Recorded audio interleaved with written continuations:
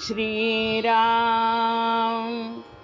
मनी मानवा व्यर्थ चिंता वाहते, अकस्मात होणार होऊन जाते. गडे भोगणे सर्व ही कर्मयोगे, मती मंदते खेद मानी वियोगे.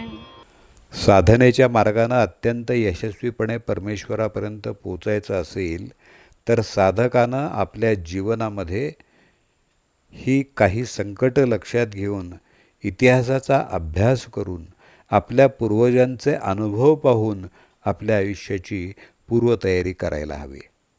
आपला व्यवहार अशुभ, अमंगल आणि अयशस्वी होऊ नये यासाठी समर्थांनी सातत्यानं विविध विषयांवरती उपदेश केलेला आहे. समर्थ म्हणतात, मानवी मन व्यर्थ चिंता वाहतं. चिंता आणि चिता यात एका अनुस्वाराचा फरक आहे. चिंता माणसाला जिवंतपणे जाळते, तर चिता माणसाला मृत्यूनंतर जाळते. चिंता माणसाचं मरण हळूहळू ओढवून आणते. खूप वेळा माणसाचा भूतकाळ सुखावहसुद्धा असतो. आपल्या किंवा मुलांच्या लग्नाचे फोटो पाहणं, आपले चांगले कार्यक्रम आठवणं, लहानपणीच्या मित्रमैत्रिणींच्या सहवासात रमणं हे केव्हाही सुखकारकच आहे. पण माणसाची प्रवृत्ती अशी विचित्र असते की प्रतिकूल घटना आठवायच्या आणि व्यर्थ काळजी करायची.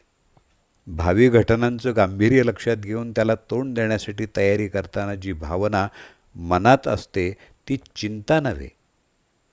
आपण केव्हा तरी आजारी पडणार आहोत, त्यासाठी एखादी पॉलिसी घेणं, काही पैसे नियमितपणे बाजूला ठेवणं, ही सर्व पूर्वतयारी केल्यावर आपण आजारी पडलो किंवा अपघात झाला आणि दवाखान्यात दाखल व्हायचं झालं तर फक्त प्रकृती सुधारणं, ती केव्हा सुधारेल याचंच दडपण मनाला येईल, पण पैशाची चिंता वाटणार नाही. ज्या परिस्थितीमध्ये आपण हे करू की ते करू असं मनामध्ये विचारांचं काहूर माजतं आणि हातून कोणतीच कृती घडत नाही, ही मनाची अवस्था म्हणजे व्यर्थ चिंता. ही चिंता आपली उरलीसुरली कार्यक्षमता नष्ट करते. ज्यावेळी अभ्यास करायला पाहिजे तेव्हा तो केला नाही तर परीक्षेला सामोरं जाताना किंवा निकालाच्या वेळी रडायची वेळ येते.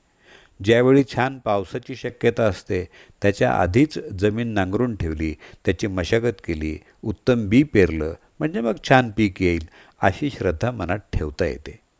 तद्वतच छान साधना करावी, चिंतन मनन करून मनाची मशागत करावी, संत सहवास घ्यावा, भविष्यातल्या संकटांसाठी तरतूद करून ठेवावी आणि भगवंतावरती भरोसा ठेवून निर्धास्त राहावं. हे सगळं केल्यावर काळजी घ्यायला परमेश्वर आहे हा दृढ विश्वास ठेवावा आणि आपण व्यर्थ काळजी करू नये. भूतकाळ हातातून निसटलेला असतो आणि भविष्यकाळात काय होणार ते माहीत नसतं. तेव्हा वर्तमान काळाचाच सदुपयोग केला पाहिजे. काही गोष्टींचं नियंत्रण आपल्या हातात नसतं. आपल्या हातात फक्त कर्म करणं असतं, तर भोग आपल्या स्वाधीन नसतात.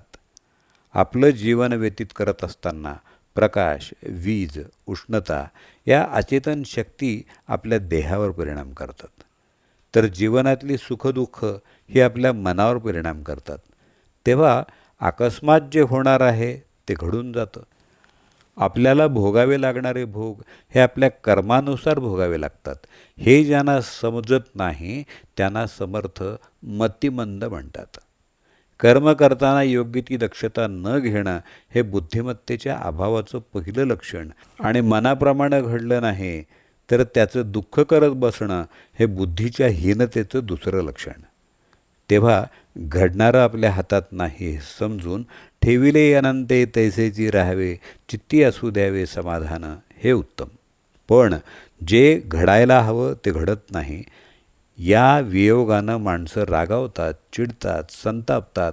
हाच माणसाचा मूर्खपणा आहे. या श्लोकातल्या वियोग या शब्दाचा अर्थ जवळच्या माणसाचा विरह किंवा मृत्यू असाही आहे. अगदी प्रभू रामचंद्रांना सुद्धा सीतेचा त्याग करून विरह सहन करावा लागला होता.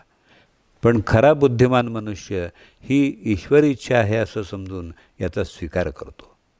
तेव्हा माणसानं कशाचाही अहंकार बाळगू नये, योग्य वेळी काळजी घ्यावी, शरीर हे केव्हा तरी नष्ट होणार आहे हे समजून व्यर्थ खेद करू नये असं समर्थ सांगतायत.